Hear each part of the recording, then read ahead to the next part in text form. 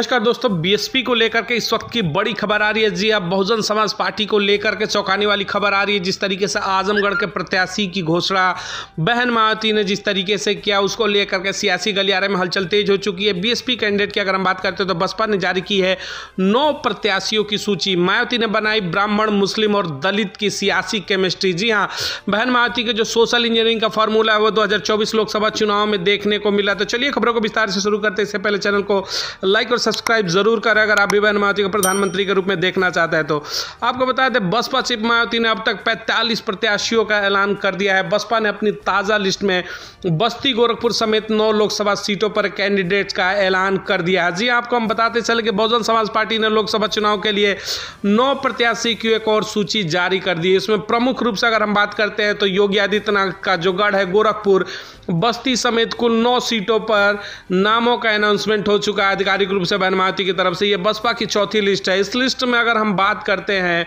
तो मायावती ने आजमगढ़ से भीम राजभर, घोसी से बालकृष्ण चौहान को मैदान में उतारा है। आपको बता दें, घोसी से जो प्रत्याशी समय बने हुए बालकृष्ण चौहान पूरे एमपी रह चुके हैं। वो जिस तरीके से कांग्रेस में थे, उसके बाद फिर से घर वापसी हुई और बीएसपी से समय प्रत्याशी है। वही बात करते हैं तो पूर्व प्रदेश अध्यक्ष भीम राजभर को जिस तरीके से आजमगढ़ में प्रत्याशी बनाया गया बहन मायावती की तरफ से, ये इस वक्त की बड़ी खबर है। क्योंकि आजमगढ़ का जो मुकाबला है इस समय बड़ा दिलचस्प देखने को मिला था। लगातार जो निगाहें थी इस समय, जिस तरीके से भारतीय जनता पार्टी ने वहां पर भोजपुरी गायक दिनेश लाल यादव निरहुआ को प्रत्याशी बनाया। वहीं बात करते हैं इंडिया गठबंधन की, तो कांग्रेस और समाजवादी पार्टी के संयुक्त उम्मीदवार के रूप में जिस तरीके से धर्मेंद्र यादव मैदान में थे, वहीं आजमगढ़ की जनता को इंतजार था बीएसपी के बड़े अनाउंसमेंट का। बीएसपी ने अपने बड़ा ट्रम्प कार्ड खेलते हुए पूर्व प्रदेश अध्यक्ष भीम राजभर को जिस तरीके से वहां पर प्रत्याशी बना दिया। बता दें आपको, आजमगढ़ में जिस तरीके से दलित मुस्लिम जो फैक्टर है वो सबसे बड़ा वोटर है। जिस पाले में जाता है वहां पर समीकरण बिगड़ जाता है और बन जाता है। तो इस हिसाब से कहीं ना कहीं जो भीम राजभर जो प्रत्याशी है, इस वक्त आजमगढ़ की जो सरगर्मियां हैं उस समय बढ़ती हुई दिख रही है, जिससे कहीं ना कहीं इंडिया गठबंधन इस समय मुश्किलों में आते हुए दिख रहा है। वहीं अगर हम बात करते हैं तो भारतीय जनता पार्टी निरहुआ की भी मुश्किल बढ़ती हुई दिख रही है। वहीं बसपा ने एटा लोकसभा सीट से मोहम्मद इरफान, धौरहरा से श्याम किशोर अवस्थी, फैजाबाद से सचिदानंद पांडे और वहीं बस्ती से अगर हम बात करते हैं तो दयाशंकर मिश्रा, गोरखपुर से जो बाबा का गढ़ कहा जाता है जावेद सिमनानी, चंदौली से सत्येंद्र कुमार मौर्य और राबर्टगंज से धनेश्वर गौतम को उम्मीदवार बनाया है। जी हाँ, आपको जिस तरीके से तमाम चेहरे आपने देखे, जिसमें श्याम किशोर अवस्थी, सचिदानंद पांडे, दयाशंकर मिश्र, जावेद सिमनानी, सत्येंद्र कुमार मौर्य, ये समीकरण जो है सोशल इंजीनियरिंग का फॉर्मूला है, जिसमें बैकवर्ड कास्ट से लेकर फॉरवर्ड कास्ट की तरफ लगातार रुझान बहन मायावती को देखने को मिला। जिस तरीके से सबसे ज़्यादा मुस्लिम चेहरे को मैदान में उतारती हुई नजर आ रही है बहन मायावती, वहीं ब्राह्मण चेहरों पर भी दाव लगाती हुई बहन मायावती नजर आ रही है। वहीं अगर हम बात करते हैं मौर्य समाज की या फिर राजभर समाज की, तमाम ऐसे बड़े चेहरों को उतार करके बहन मायावती सोशल इंजीनियरिंग का जो फॉर्मूला है 2007 से 12 के चुनाव में जिसमें सत्ता में वापसी हुई थी यूपी के पूर्ण बहुमत की, उसी फॉर्मूले पर 2024 में बहन मायावती चुनाव लड़ते हुए नजर आ रही हैं। अब तक अगर हम बात करते हैं तो 45 उम्मीदवारों के नाम का अनाउंसमेंट कर चुकी है बहुजन समाज पार्टी। बहुजन समाज पार्टी ने अभी तक लगभग 45 प्रत्याशियों का ऐलान कर दिया है। लोकसभा जो चुनाव 2024 में बसपा अकेले चुनाव लड़ी, वो किसी भी गठबंधन का हिस्सा नहीं है। जहां देश में एक तरफ इंडिया गठबंधन है, वहीं एनडीए यानी कि मोदी के नेतृत्व और राहुल गांधी कांग्रेस के नेतृत्व में 2 धड़े बने हुए हैं। वहीं बीएसपी पूरे देश के अंदर अकेले चुनाव लड़ने का अनाउंसमेंट कर चुकी है और मैदान में ताल ठोक रही है। वह न तो भारतीय जनता पार्टी राष्ट्रीय जनतांत्रिक गठबंधन का हिस्सा है और न ही समाजवादी पार्टी और कांग्रेस नीति भारतीय राष्ट्रीय विकास समावेशी गठबंधन यानी कि INDIA अलायंस में शामिल है। उन्होंने अकेले चुनाव लड़ने का जो फैसला किया उस पर अडिग होकर के लगातार पूरे देश भर में अपने प्रत्याशियों की घोषणा करती हुई बीएसपी नजर आ रही है। बसपा ने इस चुनाव में शुरू से ही एकला चलो का सुर साधे रखा। शुरुआती दौर में ही बहन मायावती ने जिस तरीके से इंडिकेशन दे रखा था, उन्होंने अनाउंसमेंट किया कि हम अकेले चुनाव लड़ेंगे और अब अकेले मैदान में हैं।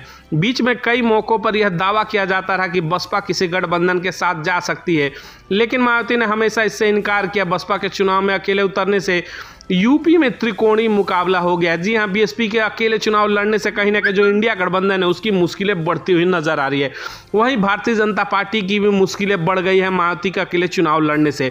जिस तरीके से मायावती अपने चुन चुन करके प्रत्याशियों को मैदान में ला रही है, हर कदम फूंक करके चुनाव में चल रही है, जिस तरीके से रैलियों की तांता लगी हुई है बहन मायावती के पश्चिमी उत्तर प्रदेश में, बीजेपी और इंडिया गठबंधन की मुश्किलें बढ़ती हुई नजर आ रही हैं। बात करें बसपा सुप्रीमो मायावती ने यूपी में अपने प्रत्याशियों के नाम का ऐलान तो कर दिया, लेकिन अब तक वो खुद जमीन पर चुनाव प्रचार के लिए नहीं उतरी थी। लेकिन कल जिस तरीके से महाराष्ट्र में उन्होंने चुनावी रैलियों के शंखनाद कर दिया, उसके बाद पश्चिमी उत्तर प्रदेश में 12 रैलियां उनकी दूसरे चरण के चुनाव से पहले वो कहीं ना कहीं समीकरण को बनाते और बिगाड़ते हुए इस समय नजर आ रही है।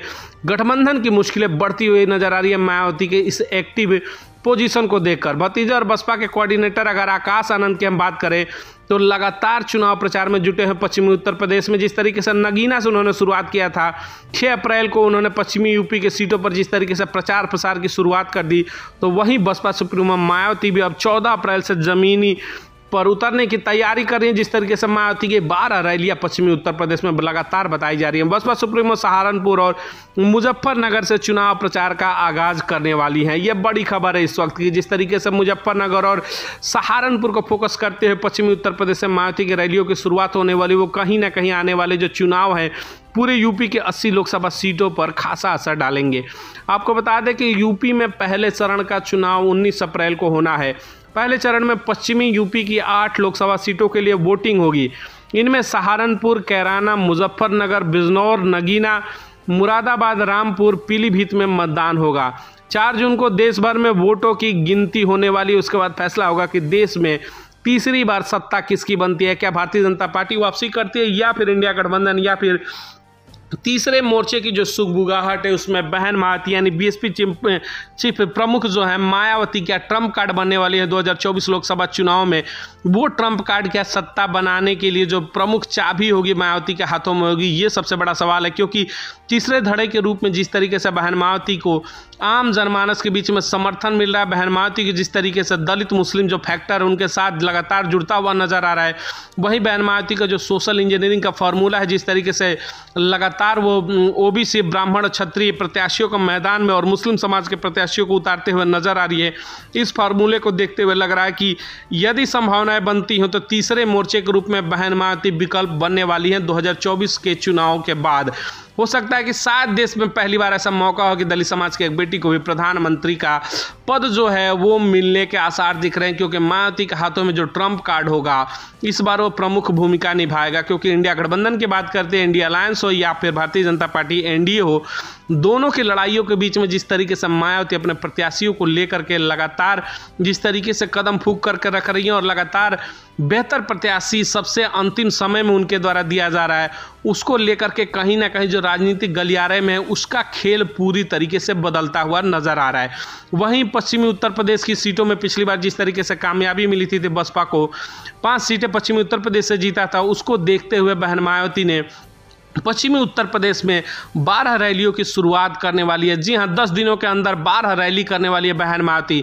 इन रैलियों से कहीं ना कहीं पश्चिमी उत्तर प्रदेश का माहौल बदलने वाला। उसके बाद पूर्वांचल सहित मध्य अगर यूपी की बात करते हैं तो तमाम जगह पर मायावती इस समय ग्राउंड पर उतर चुके हैं। साथ ही उनके तमाम स्टार प्रचारकों की सूची में बात करें तो आकाश आनंद सहित तमाम बड़े नेताओं की सूची लंबी है। तो मायावती का जिस तरीके से जमीनी स्तर पर अब तैयारियां शुरू हो चुकी है, रैलियां शुरू हो चुकी है, उसको देखते हुए लग रहा है कि यूपी की 80 लोकसभा सीटों में बड़ा बदलाव देखने को मिलेंगे अगली तमाम बड़ी खबरों को लेकर के बहन मायावती से जुड़ी हुई, बीएसपी से जुड़ी हुई।